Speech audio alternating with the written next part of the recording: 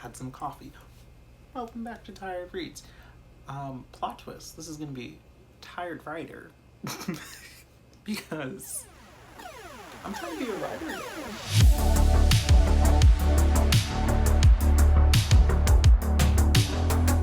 So I found a weird hole, it's not weird, but I found a hole for myself of AuthorTube on YouTube and watching people do writing process, like their process and experiments, and just like gave me enough of the urge to get into writing. So last year in November for NaNoWriMo I attempted, but things hit the fan, so I didn't. I got pretty far though. I'm very proud of myself for writing as much as I did, because as we'll come to find out, I have a problem with finishing stories because I don't know where to take the plot. I'm very good at starting stories and like getting it what I feel like to the 50% mark, and then I don't know how to wrap it up.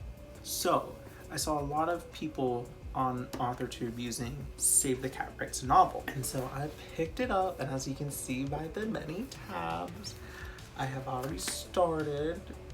So I read up to the second B. Let's take this from the top. So Save the Cat Writes a Novel is by Jessica Brody, who this is inspired by not Zack Snyder, Blake Snyder in his book. So like it's a book by Blake Snyder, who wrote Save the Cat, the last book you will ever need on screenwriting, which he composed like a bunch of information from a bunch of movies, seeing how plot structure happened and how a lot of them follow the same kind of beats in the movies. So Jessica Brody wrote it for novels, and how each novel kind of follows the same beats in a sense, no matter what genre. So I figured, since I hate planning and I can't finish a story, I figured I'll pick it up, I'll document it so I can get it commitment, you know. So the first the intro was honestly a nice way to get into reading, because I'm not a person who reads like nonfiction guides type things. So it was a good way to get into the ease and rhythm of it, which was helpful. She's a fun author, like fun, her writing, her charisma comes through. But the first chapter talks about creating a hero you care about and things that go into a hero that makes them relatable. Like, for instance, one part is you simply give them a problem, a want, and a need.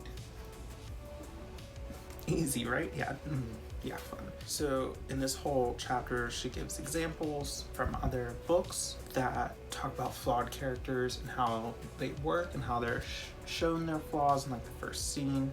I don't write in books. I just don't like to, or tab them, but this one I have quite many tabs. I got blue tabs for tips / explanations. Pink tabs are quotes that I'm just like, that's a good point.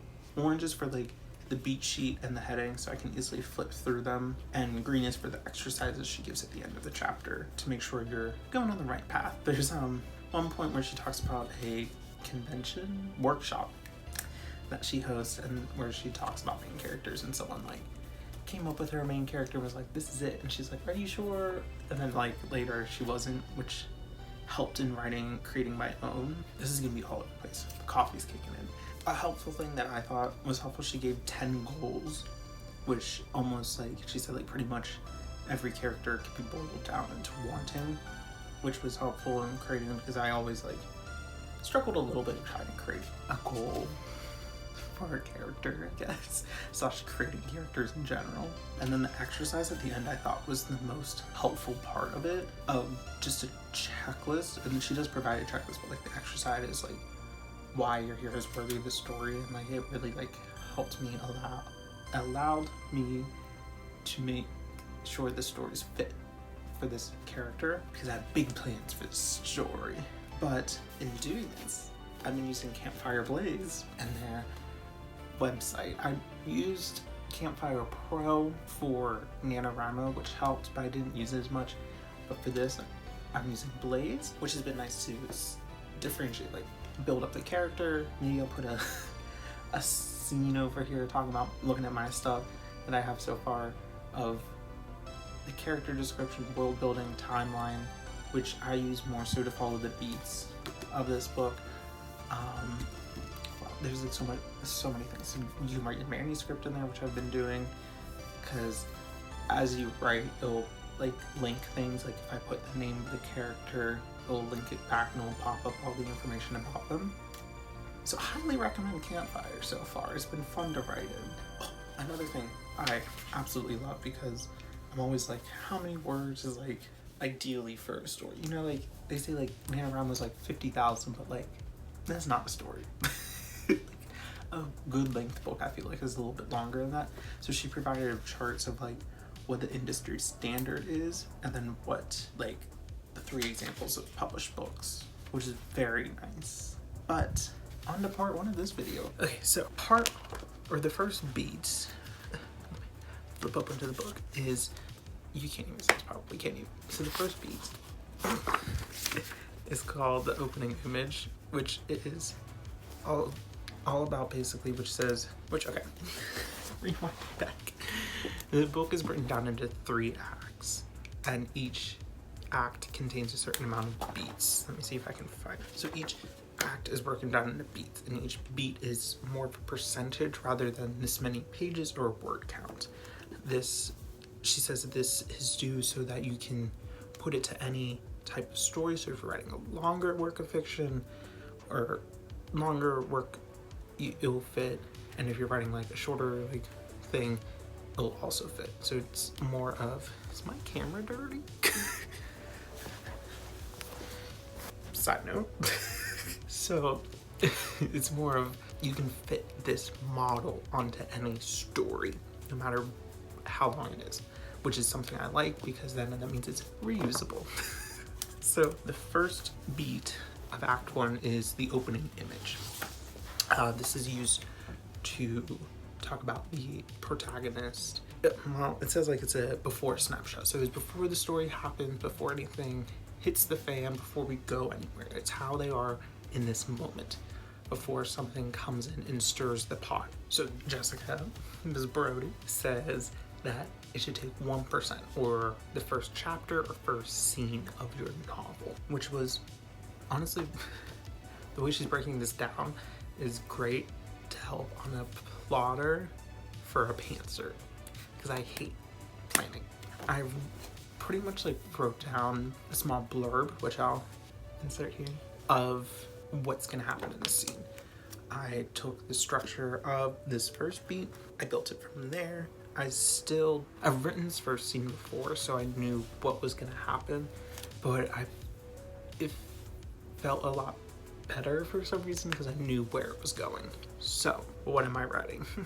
Well, it's raining. So, in essence, this story is tentatively called Cruel Summer. Cue Miss Taylor.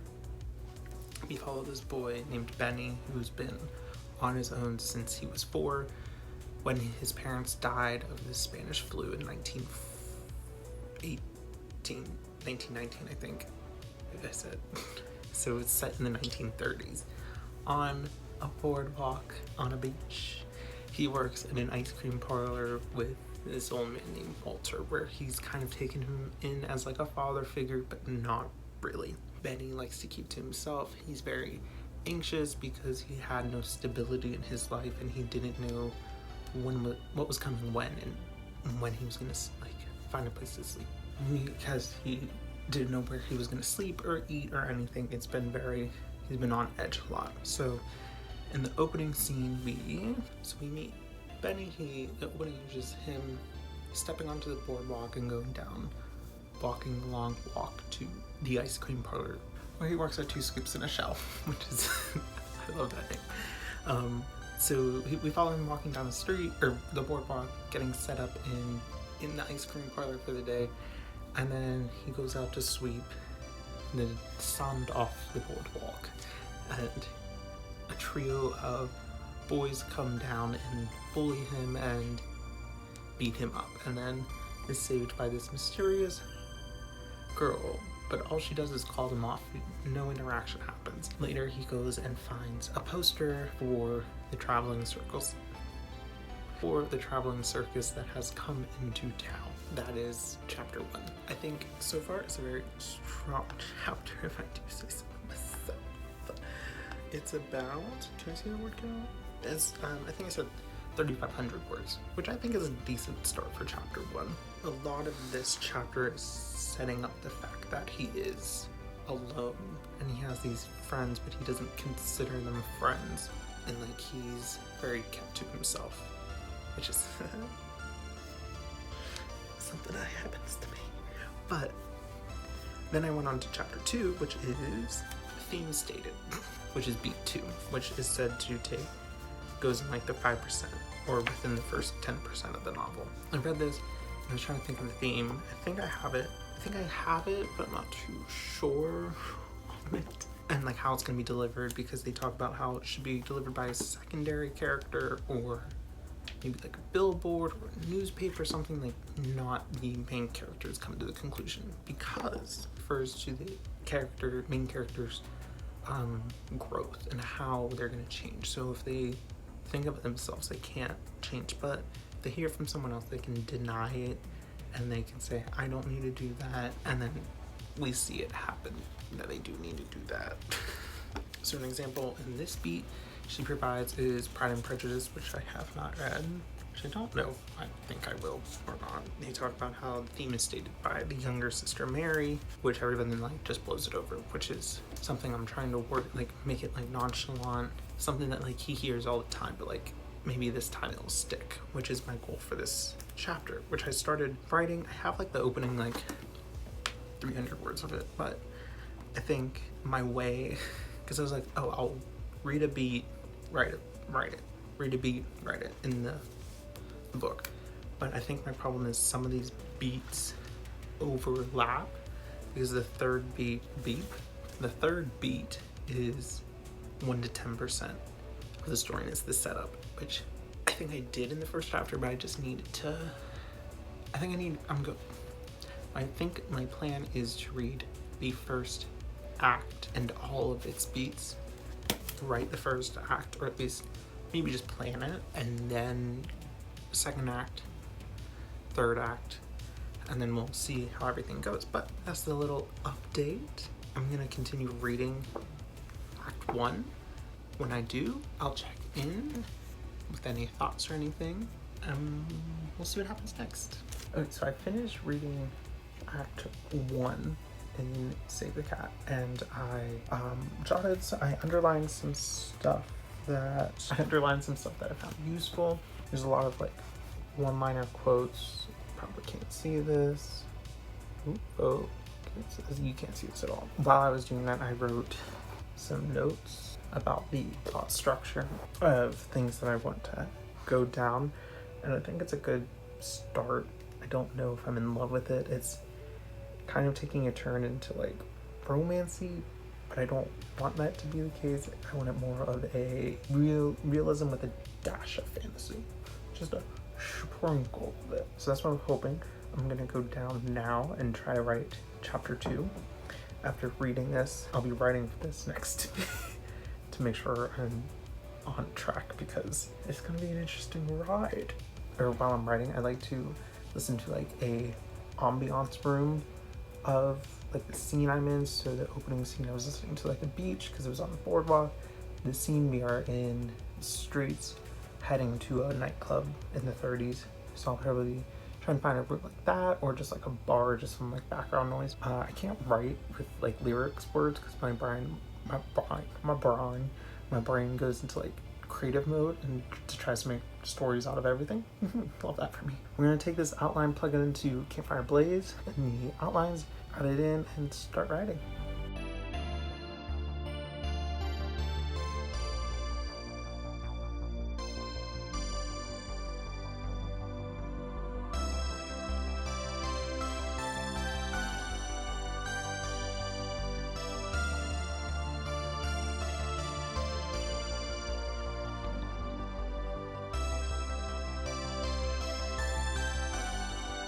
I just got out of the shower, so I look a little scrangling. My hair's all over the place, but I just want to check in. It's another day, a new dawn, a new day, and I'm feeling tired. But I've wrote like over close to 800 words, and I almost finished up the chapter I'm in, which is technically theme stated, like it should happen around here, I believe. But I feel like what I put as theme stated is just very cheesy, and I don't know if that's just like something I can work with, or that's the actual direction I want to take the story. Like, I got a character saying, you got to open up your heart a little bit. I know it's crowded in there with the love you have for me. He snickered, but you gotta open up to others. You gotta know that people do care about you. I'm not the only one that does. And that's why I don't think it's the exact theme that I'm looking for. So then I have to go back and look, but I'm wondering now if I can put multiple themes in, because that is like an aspect that he needs to work past. And I keep looking down at my iPad, that's what I'm doing. One of his goal is to find and feel love, but then I expanded on them, so maybe it's more about the trust, which maybe I need to work that more into because of his character not having the stability of a house, a family, or friends, or anything for so long. So maybe I need to work more so in the trust aspect, because I have it as like trust in himself, his friends, and his employment. So I'm wondering if that would help. I don't know. I'm just not totally vibing with that. And maybe that's not even what the theme is, like I said. Like, I don't know, I'm just talking it through. But yeah, I'm in love with what I'm writing so far. I'm quite proud of it. It was quite good. Quite good. It is a little dark. Not dark, just sad. It's dark in here, but it's just sad. But I'm kind of okay with it. Because we're gonna get better. And then we're gonna go down again. And maybe we'll get better again. Holy that, we're gonna go on a roller coaster. Next is the setup, which is just something that happens over the whole first 10%. So, but I am liking this because it's making me think about this plot a little bit more than just going in and writing it. And like I have an idea of where it's going, but I'm still just like pantsing my way through it. So I don't know if I'm finding it easier to write this now because I have that very, very rough outline, or if it's because I'm just getting a little bit more confident in my writing. But either or, I will take it with open arms. Okay, so this is finally the wrap up for episode 1. Just took a shower, my lips are dry. I read all of Act 1 and all of its beats, and I've outlined very roughly of the entirety of Act 1. It was actually kind of easy for me because I've been sitting on this idea for so long that I was able to like easily put it down. I anticipate Act 2 and Act 3 being the hardest for me. So let's just say this was easy mode. But in this act, it contained opening sequence / scene, theme stated. Oh, what are the other ones? You know what? I'm just gonna place them here. But all 5 of those I like subconsciously already did in my like mental planning of the first act, how I already thought the story was gonna go. So that was easy. So I've written fully first draft like 3 chapters. That's a lie. That is not correct. I only wrote 2 chapters, but they were lengthy. But I think I'm gonna end it here. So next episode is gonna either be finishing writing Act 1 or just gonna progress into Act 2, you know? But I am so far loving Save the Cat. I think it's gonna help a lot. I think this is a great thing to start out with new writers or someone that's trying to just create a plot for anything, possibly even just for like an English class where you have to break down a plot into the plot diagram, because sometimes those always tripped me up. Things were not the same, even though there's like 15 beats in this one. I think it could still help in an English class where you got those 5 basic beats. And plus it's just an enjoyable read because there's also comparisons throughout each beat of different books where that element's used, which helps because sometimes you can like read it and still not comprehend what's happening, but when you read it and have an example that you're familiar with, it really helps cement the idea into you. As of today, which is June 26th, I've written like 7,000 words with all of Act 1 plotted. Thank you so much for watching.